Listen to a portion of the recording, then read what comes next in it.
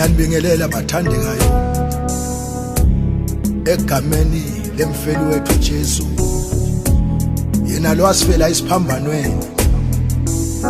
Kusemine nawe namuhla sizuze umusa, sibitwe ngaleli gama lelithiwa sibandvana bakaNkulunkulu.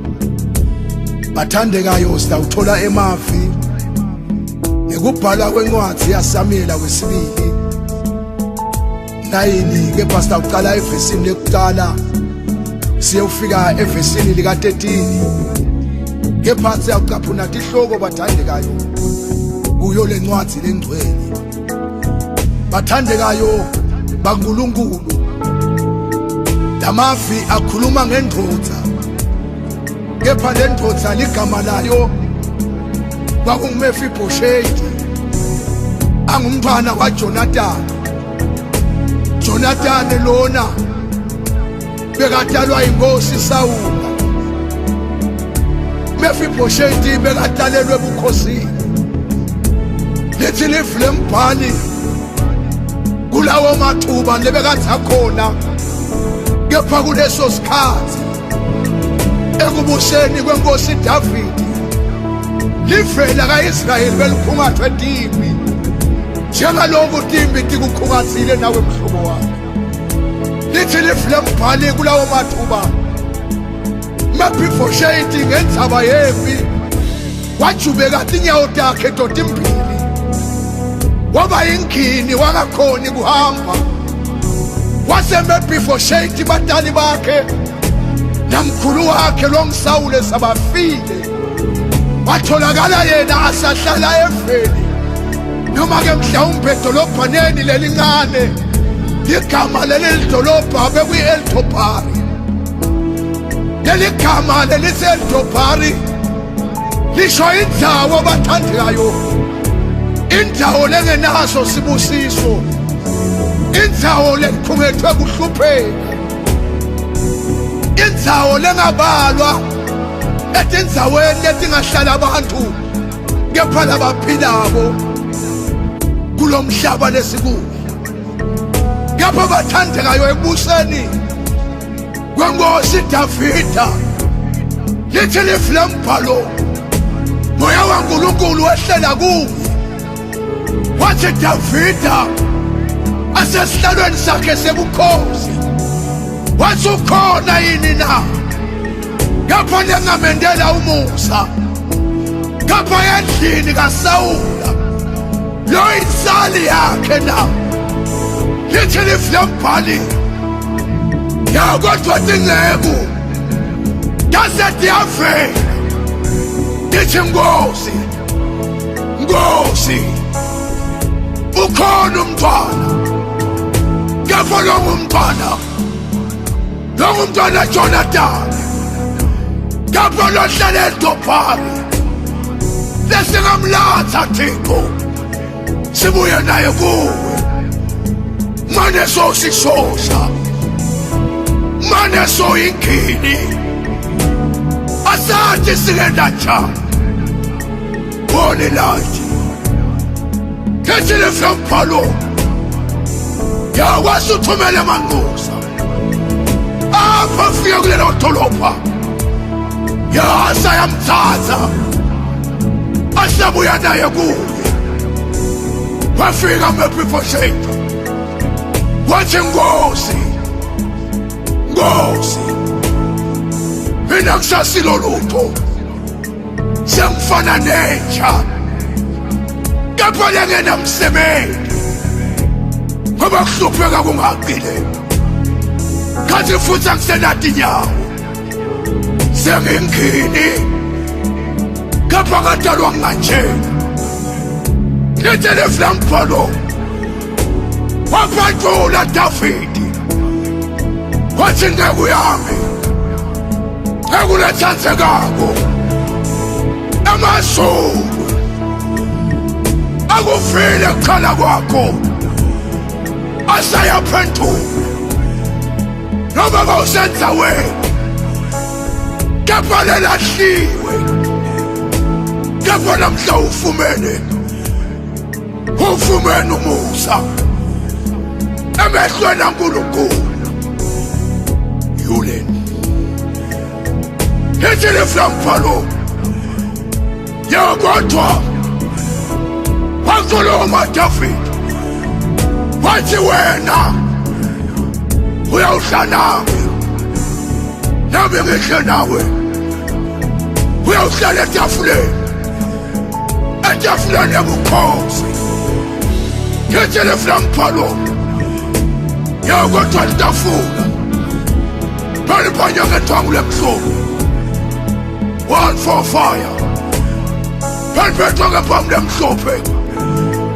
Wathi nakahlete esihlalweni ngethwangu lemhlophe yamponya tinyawo, yamponya letinkini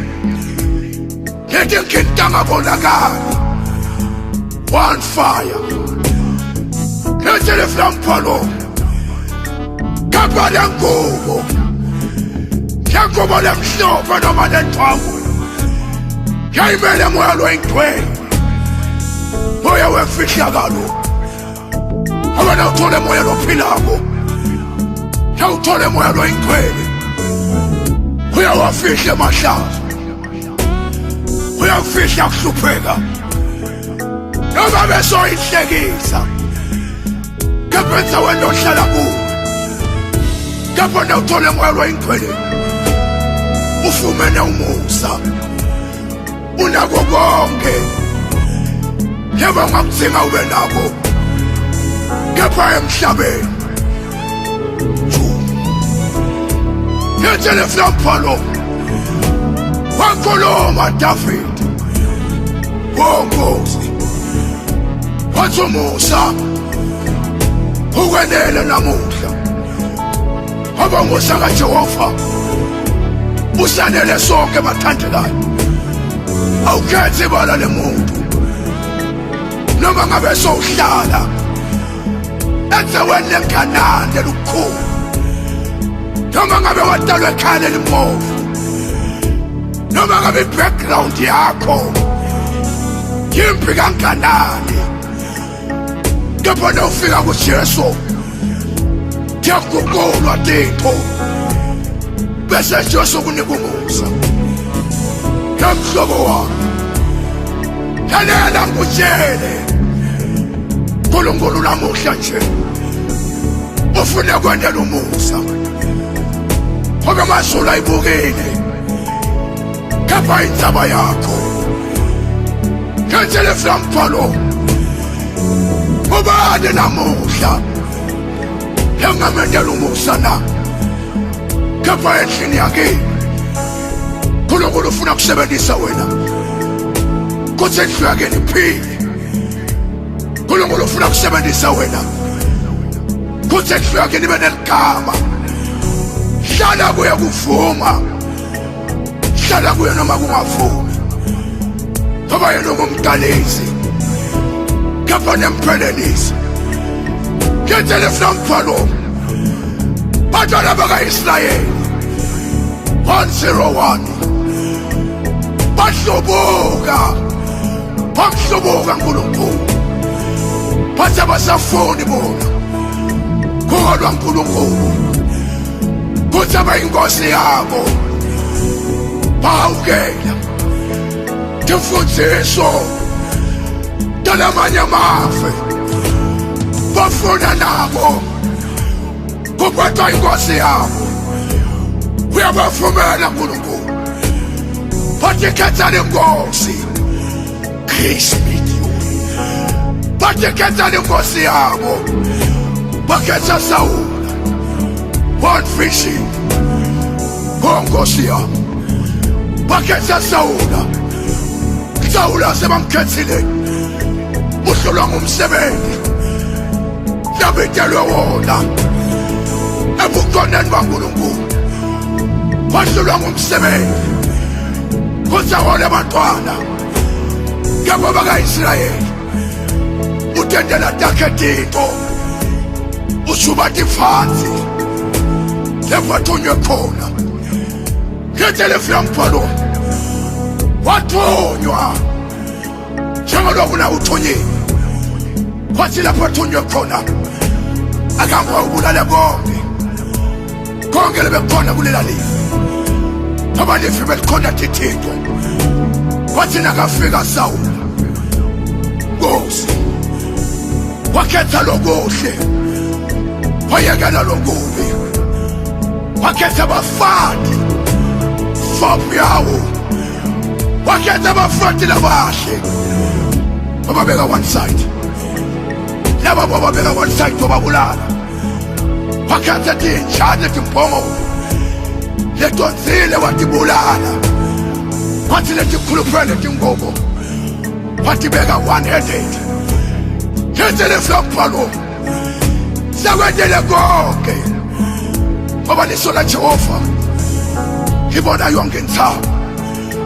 Wase uyathunywa Samuel, uthunywa kuye, uyafika uyambuda wadile nomsebenzi na uyavuma wokithi, uyavuma musingende konke kazune manga kuthi lokufihlakele lokungeke kwemphulwe noma ngabe wabulala umuntu wakufaka phasi manje, noma ngabe ukade abantu emtimbeni siyanda sikhathi kepha kutawutsabuka khona imiqabo, noma ngabe bakini siwabakhetha ababophe emkhalo uyawuhushuka njengalokuphelelwa yilastiki kuwe phasi konke.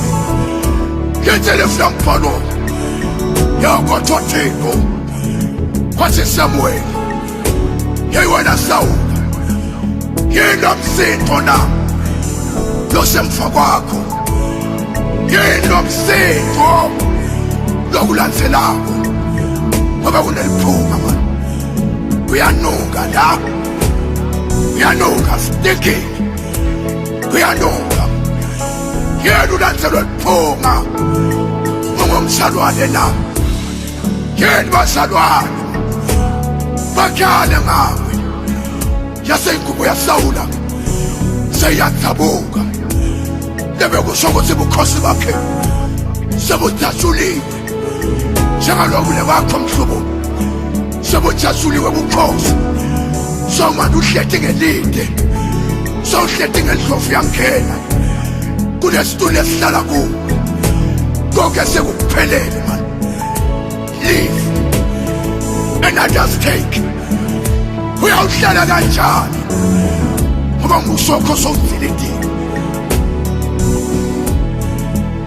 Unenzaba lensenzabo ya Davide na Jonathan, ngoba Davide na Jonathan bekathi kubankani long life million. Khethele flampalo lokwendako unawusaphila, khumbula kuthi bantu bakho bayawususa lokho lokwendako nyalo, nawubanika insila bayawusala ensileni, kepha nabanika lokuhle bayawuhlala ebuhleni.